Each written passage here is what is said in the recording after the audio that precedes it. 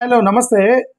Liberation Congress పార్టీకి సంబంధించిన విజయ్ కుమార్ గారిని I spoke to him yesterday night, but still I'm talking on this video.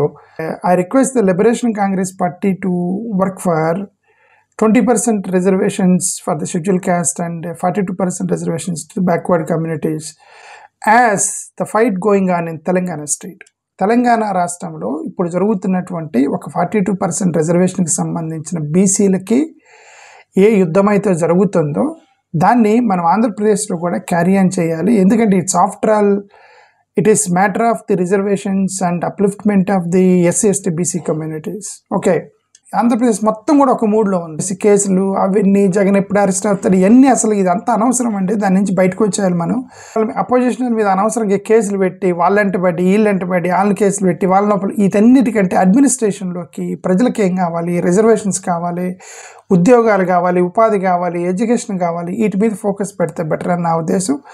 అదే ఆంధ్రప్రదేశ్ ఆ మూడు నుంచి బయటికి రావాలి. ఈ కేసులు, గొడవలు, రెడ్ బుక్ రాజ్యాంగము, ఒకరి మీద ఒకరి కక్షలు, దాడులు, ఈ యొక్క దాని నుంచి బయటికి రావాలని నేనైతే కోరుకుంటున్నా. ఓకే, ఇప్పుడు ఈ కాంటెక్స్లో ఈ రిజర్వేషన్స్ ప్రపోజ్ చేసిందే రాహుల్ గాంధీ ప్రపోజ్ చేశాడు. 42% బీసీలకి జనాభా ప్రాతిపదికన మీరు రిజర్వేషన్స్ చేయాలని దేశవ్యాప్తంగా ఒక మూడుని తీసుకొచ్చాడు అతను.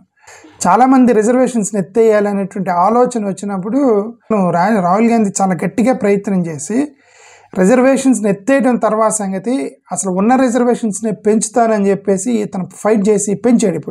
ఇప్పుడు దేశవ్యాప్తంగా 42% బీసీ రిజర్వేషన్స్ అనేది మూడులోకి వెళ్ళిపోయింది దేశం మొత్తం. సరే, ఇప్పుడు తెలంగాణలో ఏం జరిగింది అనేది చూద్దాము. దాని తర్వాత మన ఆంధ్రప్రదేశ్లో కూడా ఇలాగ ఎందుకు చేయకూడదు అనే దాని గురించి మాట్లాడు. తెలంగాణలో ఏం జరిగింది అనేది మీకు ఒక్కొక్కటి చూపిస్తున్నాను.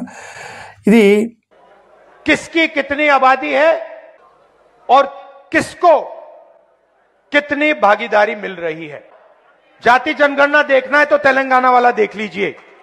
So it's very clear that జనాభా ఎంత ఉన్నారో ఆ జనాభా ప్రాతిపదికన వాళ్ళకి భాగస్వామ్యం రావాలి. విద్య, ఉద్యోగం, రాజకీయ అవకాశాల్లో వాళ్ళ జనాభా ప్రాతిపదికన వాళ్ళ యొక్క ప్రాతినిధ్యం వాళ్ళకి ఇవ్వాలి, వాళ్ళ రిజర్వేషన్స్ అని చాలా clear statement made by Rahul Gandhi. Okay, ఇది తెలంగాణ ప్రభుత్వంని వాళ్ళు తెలంగాణని ఎక్స్పెరిమెంట్గా తీసుకొని రేవంత్ రెడ్డి గారి యొక్క ఆధ్వర్యంలో వాళ్ళు జన కొలగణన చేసి రిజర్వేషన్స్కి వెళ్ళారు. ఓలా చట్టపరంగా 42% ఇవ్వడానికి అవకాశం లేకపోతే పార్టీ పరంగా రేపు జరగబోయే స్థానిక సంస్థలలో కాంగ్రెస్ పార్టీ 42% సీట్లు ఇస్తామని చెప్పినాం అధ్యక్ష. ఇవాళ మేము సిద్ధంగా ఉన్నాం, మీరు సిద్ధంగా ఉన్నారా? So it's very clear. Okay, 42%కి రిజర్వేషన్స్ ఇవ్వడానికి మేము సిద్ధంగా ఉన్నామని చాలా క్లియర్గా వాళ్ళు తెలంగాణని ఎక్స్పెరిమెంట్గా తీసుకున్నారు. చాలా కమిట్మెంట్తో రేవంత్ రెడ్డి గారు చేశారనే దాంట్లో మాత్రం డౌట్ లేదు. 42% రిజర్వేషన్స్కి సంబంధించి స్థానిక సంస్థల్లో 42% రిజర్వేషన్ కల్పిస్తూ చట్ట సవరణ బిల్లును ప్రతిపాదిస్తున్నాం సార్. బట్ బిల్లు చేస్తే వెంటనే కాదు, బిల్లు పెట్టిన ప్రతిసారి ఎవరో ఒకరు అడ్డుకుంటారు దాన్ని.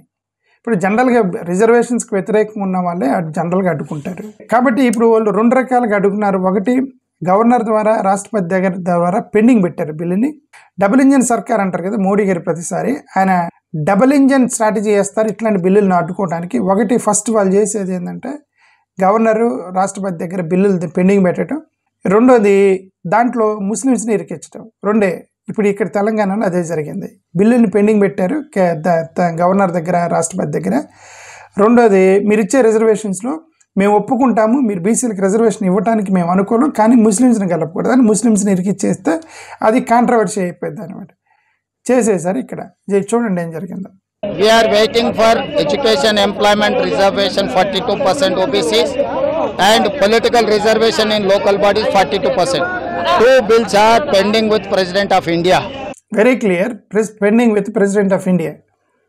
బీఆర్ఎస్ వాళ్ళ ఇష్యూ ఏంటి అంటే ఇక్కడ ఇప్పుడు బీఆర్ఎస్ వాళ్ళు డిఫరెంట్ స్ట్రాటజీ. వీళ్ళేంటి, మేము 42%కి మేము అనుకోలేం, మేము కూడా మీతో కొట్లాడతాము, 42% బీసీల రిజర్వేషన్ ఇవ్వాల్సిందే, కానీ ఇది కేంద్రంలో కదా చేయాలి, మీరు ఇక్కడ చేసే అడవుడు ఏందని వీళ్ళు డిఫరెంట్గా వేశారు. ఓకే, మోర్ ఓవర్ 50% క్యాప్ గురించి నిన్న కేటీఆర్ గారు మాట్లాడారు, ఈయన మాట్లాడారు. ఈయన ఏమన్నారు ఒకసారి చూద్దాం. ఆనాడు 62% పెంచితేనే 34% పెంచినప్పుడు 62% అయింది. 62% తప్పు అని చెప్పి కోర్టు కొట్టేసింది. ఇలా మీరు 70% అవుతుంది. 28 + 10 + 42 70%, 50% మించొద్దని ఉంది సుప్రీంకోర్టు జడ్జిమెంట్లో. సో 50% క్యాప్ గురించి బీఆర్ఎస్ మాట్లాడుతుంది. బట్ దీనికి కనుమోజీ తమిళనాడు డిఎంకే ఎంపీ కనుమోజీ, అదే స్టాలిన్ గారి సిస్టర్, ఒక బ్యూటిఫుల్ పదం వాడారు. నాకు ఐ లైక్ దట్. నేను ఆ వీడియో ఇప్పుడు చూపిస్తాను. ఆమె ఏమన్నారు ఒకసారి వినండి. Tamil Nadu has 69% reservation. We stand in support. So nobody can cap justice. 69% reservation ఇస్తున్నాం తమిళనాడులో. Nobody can cap the justice. The beautiful word which he used. తమిళనాడులో 69% ఉన్నప్పుడు 50% క్యాప్ ఏమైంది దేశవ్యాప్తంగా? నరేంద్ర మోడీ గారు 10% పెంచేసి చట్టబద్ధంగా మార్చి ఈడబ్ల్యూఎస్ రిజర్వేషన్స్ ఇచ్చారు కదా నరేంద్ర మోడీ. అప్పుడు 10% క్యాప్ని ఎత్తేసారు కదా. సో అంటే అర్థం జస్టిస్ క్యాప్ అనేది ఏమి ఉండదు. అందుకే రాహుల్ గాంధీ చాలాసార్లు ఏం మాట్లాడుతున్నాడంటే నేను చించి అవతల పడేస్తాను అంటున్నాడు కదా. ఈ 50% క్యాప్ అనేది ముక్కలుగా చించి అవతల పడేస్తాను. బట్ దీనికి అన్ని పార్టీలు సపోర్ట్ చేస్తున్నారు. ఇప్పుడు చూడండి, फिर से वापस कॉलेजेस शुरू हुए। बच्चों को जो 42% रिजर्वेशन मिलना था छात्रों को वो नहीं मिल पाया है। जॉब नोटिफिकेशन आ रहे हैं, इसमें भी 42% रिजर्वेशन नहीं आए तो बीसीस के लिए दिक्कत हो जाएगी। మరి ఇప్పుడు కవిత గారు బీఆర్ఎస్ తరపున మాట్లాడుతున్నారా, తెలంగాణ జాగృతి తరపున మాట్లాడుతున్నారా, క్లారిటీ లేదు. భారతీయ జనతా పార్టీలు కూడా సపోర్ట్ చేస్తారు. వీళ్ళేమన్నారు చూడండి. బీసీ డిక్లరేషన్ పేరుతో కాంగ్రెస్ పార్టీ అధికారంలోకి వస్తే 42% రిజర్వేషన్ అమలు చేస్తామని చెప్పి ఆ పార్టీ హామీ ఇచ్చింది. ఇచ్చినటువంటి హామీని అధికారంలోకి వచ్చి 2 సంవత్సరాలైనా ఇంతవరకు దాని విషయంలో ఒక స్పష్టమైనటువంటి అవగాహన ఆ పార్టీలో లేదు. అంటే అర్థం ఏంటి? భారతీయ జనతా పార్టీ డిమాండ్ చేస్తుంది, మీరు 42% రిజర్వేషన్స్ ఇంప్లిమెంట్ చేస్తామని మీరు ప్రామిస్ చేశారు, ఎందుకు చేయట్లేదు అని. అంటే అర్థం ఏంటి? బీజేపీ దాన్ని డిమాండ్ చేస్తుంది, మీరు 42% ఇంప్లిమెంట్ చేయండి అని. సో అంటే అందరూ ఒప్పుకున్నట్టే కదా. బీసీలకు సంబంధించి 42% రిజర్వేషన్లతోటి ఒక ఆర్డినెన్స్ ముసాయిదాని గవర్నర్కి పంపించడం జరిగింది. ఇది ఆమ్ ఆద్మీ పార్టీకి సంబంధించిన ఆయన తెలంగాణ ఇన్ఛార్జి. అంటే ఆమ్ ఆద్మీ పార్టీ వాళ్ళు కూడా యాక్సెప్ట్ చేశారు దాన్ని. It was a unanimous resolution. Everybody felt yes, there is need for us to give reservations to the OBC. అంటే అర్థం ఏంటి? యునానిమస్గా డెసిషన్ తీసుకున్నారు అని చెప్పేసి ఇది ఒక కాంగ్రెస్ నాయకుడు చెప్తున్నాడు. యునానిమస్గా అన్ని పార్టీలు ఒప్పుకున్నాయి. అన్ని పార్టీలు ఒప్పుకున్నాయి అని అంటే అర్థం సాఫీగా జరిగిపోయిద్దని కాదు. రిజర్వేషన్స్ని అడ్డుకోవడానికి డెఫినెట్గా జనరల్ కేటగిరీ వాళ్ళు ఎలాగో ప్రయత్నం చేస్తారు. ఎందుకంటే వాళ్ళకి నష్టం. జనాభా ప్రాతిపదికన రిజర్వేషన్స్ ఇస్తే ఇప్పుడున్న 50% రిజర్వేషన్స్ ఇచ్చి మాకు అన్యాయం చేస్తున్నారని, మెరిట్ని దొక్కేస్తున్నారని జనరల్ కేటగిరీ వాళ్ళు చాలా గొడవ చేస్తున్నారు.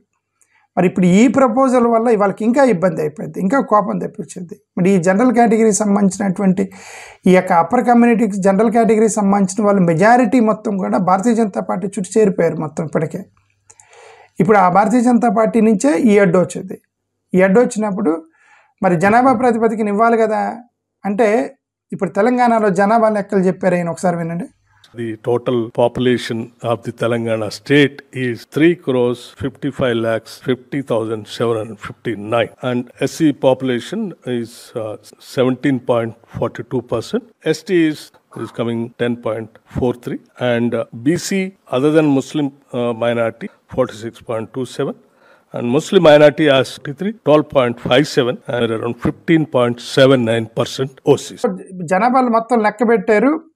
ఆ జనాభా ప్రకారం వాళ్ళకి చాలా ఫుల్ డేటా ఉన్నప్పుడు మళ్ళీ సడన్గా వీ డిమాండ్ అని చెప్పి ఢిల్లీలో ధర్నాకి దిగారు వీళ్ళంతా.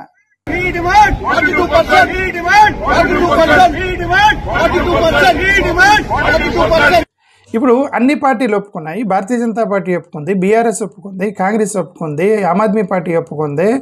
అన్ని పార్టీలు, మేజర్ పార్టీలు మొత్తం కూడా తెలంగాణలో ఒప్పుకున్నప్పుడు మళ్ళీ వీళ్ళందరూ మీకు వీ డిమాండ్ అంటే ఎవరిని డిమాండ్ చేస్తున్నారు? బీజేపీ ఒప్పుకుంది కదా 42%కి. అంటే కేంద్రంలో ఉన్నటువంటి భారతీయ జనతా పార్టీకి సంబంధించిన వాళ్ళు ఈ బిల్లుని రాష్ట్రపతి ద్వారా, గవర్నర్ ద్వారా పెండింగ్ పెట్టారని అర్థం. లేచిన దగ్గర నుంచి దళితులు, ఆదివాసీలు, బీసీలు, రిజర్వేషన్స్, ఎస్సీలు, ఎస్టీలు, వాళ్ళ యొక్క ఉద్యోగాలు, వీళ్ళ గురించి మాట్లాడితే జనరల్ కేటగిరీ వాళ్ళ కోపం వచ్చేది. కాబట్టి ఈ జనరల్ కేటగిరీ వాళ్ళు మొత్తం కూడా భారతీయ జనతా పార్టీ వైపు చేరిపోయారు. మొత్తం ఆల్మోస్ట్ మెజారిటీ దేశం వ్యాప్తంగా వారు ధనము, డబ్బులు వాళ్ళ చేతుల్లో ఉంటాయి. కాబట్టి జనరల్ కేటగిరీ వాళ్ళతోటి ప్రస్తుతానికి ఓట్లు కొంటూ మేనేజ్ చేస్తూ ఈ యొక్క లోయర్ కమ్యూనిటీస్ని గ్రిప్లో పెట్టుకుంటూ గెలుస్తున్నారు. అది ఎక్కువ కాలం చేయలేరు.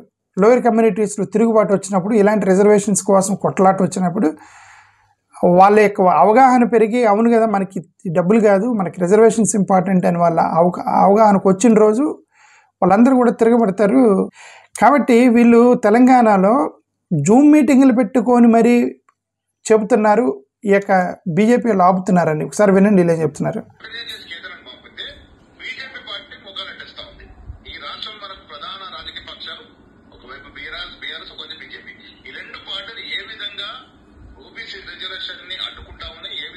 So it's very clear. Zoom మీటింగ్లో ట్రైనింగ్ ఇస్తున్నారు కాంగ్రెస్ వాళ్ళకి. కాంగ్రెస్ ప్రెసిడెంట్ గారు ఏమని, బీజేపీ వాళ్ళు అడ్డుకుంటున్నారు దాన్ని అని, మీరు ప్రజల్లోకి తీసుకెళ్ళండి అని చెప్తున్నారు ఆయన. Leaders, BJP president, all of them have come here to request the government of India and also the Bharat Rashtrapati. And ఇజ్వేల్ మేమందరం ఇక్కడికి ఎందుకు వచ్చామంటే రాష్ట్రపతి గారి బిల్లుని ఆమోదించాలని కొట్లాటానికి వచ్చాము అని చెప్తున్నారు. ఇప్పుడు ఇక్కడ అది ఒక యాంగిల్, అదే రాష్ట్రపతి గవర్నర్ ద్వారా బిల్లుని అడ్డుకోవటం ఒక యాంగిల్ అయితే, ఇంకా రెండో యాంగిల్ ఉండేది ముస్లిమ్స్ని ఇరికిస్తారు కదా. ఇక్కడ బీజేపీ ప్రెసిడెంట్ తెలంగాణ ఆయన ఏమన్నారు వినండి ఒకసారి. Now when the time has come for implementation of the 42% in the local body election, the Telangana government came up with 10% of the Muslim reservation in that 42% OBC reservation. The Bharatiya Janata Party opposes any religious based reservation.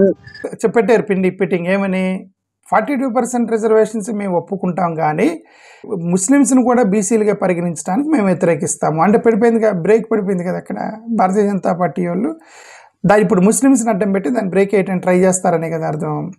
ఇక్కడ fundamentally ముస్లిమ్స్కి ఎందుకు ఇవ్వకూడదు, ఇక్కడ ముస్లిమా, క్రిస్టియనా, హిందువా ఇది కాదు కదా వాళ్ళు ఇస్తుంది. మండల్ కమిషన్ ఏం చెప్పింది, మండల్ కమిషన్ ప్రకారం బ్యాక్వర్డ్ కమ్యూనిటీస్ మొత్తానికి మీరు రిజర్వేషన్స్ ఇవ్వండి. బ్యాక్వర్డ్ కమ్యూనిటీస్ అంటే ముస్లింలో ఉన్నవాడు కూడా బ్యాక్వర్డ్ కమ్యూనిటీయే కదా రిజర్వేషన్. ముస్లింలో కూడా ఓసీలు ఉన్నారు, బీసీలు ఉన్నారు, ఎస్సీలు ఉన్నారు, ముస్లింలో కూడా. ముస్లింలో ఉన్నటువంటి బ్యాక్వర్డ్ కమ్యూనిటీస్ కూడా మీరు అప్లిఫ్ట్ చేయాలి కదా, సహాయం చేయాలి కదా. వాళ్ళు కూడా పేదరికంలో అల్లాడుతున్నప్పుడు వాళ్ళని కూడా మీకు భోజనం పెట్టాలి కదా.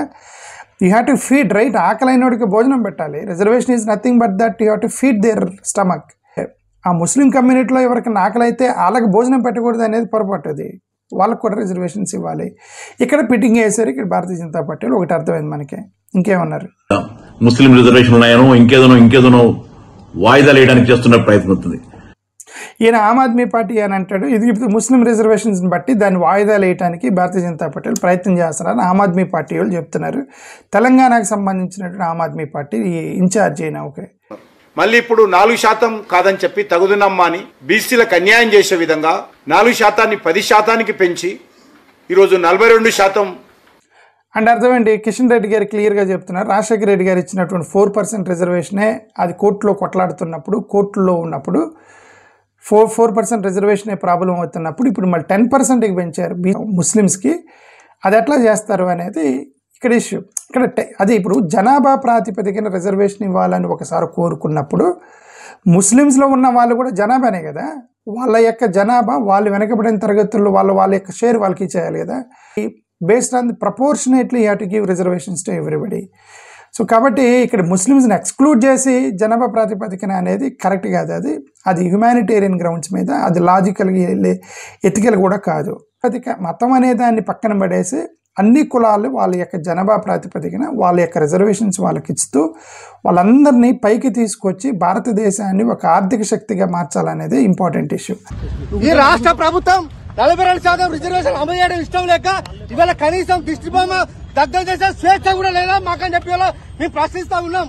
ఎలాగూ ఇక బీసీ సంఘాలు వీళ్ళందరూ గొడవ చేస్తున్నారు, మా రిజర్వేషన్స్ మాకు ఇమ్మీడియట్గా ఇంప్లిమెంట్ చేయండి అని. అది జరుగుతుంది, చూద్దాం ఏం జరిగిద్దో. కాబట్టి ఈ ట్రాన్సాక్షన్లో ఈ తెలంగాణలో జరుగుతున్నది మన ఆంధ్రప్రదేశ్లో ఎందుకు జరగదు, ఆంధ్రప్రదేశ్లో ఎందుకు బీసీలు లేరా, ఆంధ్రప్రదేశ్లో బీసీలకు రిజర్వేషన్ అవసరం లేదా? కొన్ని పార్టీలు ఏం చెప్తున్నాయంటే మేము రిజర్వేషన్ ఇస్తున్నాము, మా పార్టీలో మేము ఎమ్మెల్యేలు ఎంతమందిని బీసీలకు ఇచ్చాము, ఎమ్మెల్సీని, ఇదంతా కుదరదు. అది దట్ షుడ్ బి స్టాచ్యుటరీ. కొన్ని పార్టీలు ఏం క్లెయిమ్ చేస్తున్నాయంటే మేము ఎస్సీలకి ఎంతమంది ఎమ్మెల్యే టికెట్లు ఇచ్చాము, ఎస్సీలకి ఎంతమంది ఎమ్మెల్సీ టికెట్లు ఇచ్చాము, ఎస్సీ ఎస్టీలని క్లెయిమ్ చేస్తున్నారు మేము ఇచ్చామని. అది మీరు ఇవ్వలేదు. Remember that is a statutory law. 15% reservation is a statutory law. That is fundamental right of schedule caste and schedule tribes. మీరేదో దానం చేసింది కాదు, అది వాళ్ళ యొక్క హక్కు. షెడ్యూల్ క్యాస్ట్ షెడ్యూల్ ట్రైబల్ది హక్కు. అది ప్రతి పార్టీ కూడా ఆ యొక్క రిజర్వేషన్ ప్రకారం మీరు సీట్లు ఇవ్వాల్సిందే. కాబట్టి మేము ఇచ్చామని చెప్పుకోవడం పొరపాటు ఎస్సీ ఎస్టీలకి, పొలిటికల్ పార్టీస్. ఇప్పుడు ఈ బీసీలకు కూడా మేము ఇచ్చాము, మా పార్టీలు ఇచ్చారు అని వాళ్ళు ఏదో దానం చేసినట్టుగా పొలిటికల్ పార్టీలు మీ బీసీలకు చెబుతున్నాయి కదా. అది చెప్పకుండా ఉండాలి. అది మీకు ఫండమెంటల్ హక్కు ఉండాలి, ఫండమెంటల్ రైట్ ఉండాలంటే దీన్ని స్టాచ్యుటరీలాగా మార్చాలి. స్టాచ్యుటరీలాగా మార్చినప్పుడు ఇదిగో మా పార్టీ బీసీలకి ఇన్ని ఇచ్చాము అదంతా ఉండదు. రిజర్వేషన్ ప్రకారం వెళ్ళిపోతాయి. That becomes statutory law for every political party. అప్పుడు that becomes your fundamental right instead of somebody's donation to you అనేది ఇక్కడ ఫండమెంటల్లీ మనం అర్థం చేసుకోవాల్సిన విషయం. ఆంధ్రప్రదేశ్ కూడా ఈ 3 నుంచి బయటికి రావాలి. అందుకే నేను లిబరేషన్ కాంగ్రెస్ వాళ్ళే ఇలా కొట్లాడతారు. ఇదంతా కొట్లాడుతుంది కాంగ్రెస్ వాళ్ళే. లిబరేషన్ కాంగ్రెస్కి సంబంధించిన విజయ్ కుమార్ గారు కూడా అదే అన్నతో నేను ఆల్రెడీ మాట్లాడానని చెప్తున్నాను కదా. వాళ్ళు కూడా త్వరలో ఆ పార్టీ తరపు నుంచి ఈ యొక్క రిజర్వేషన్కి సంబంధించిన మూవ్మెంట్ తీసుకొస్తారని నేను కోరుకున్నా. Thank you. నమస్కారం.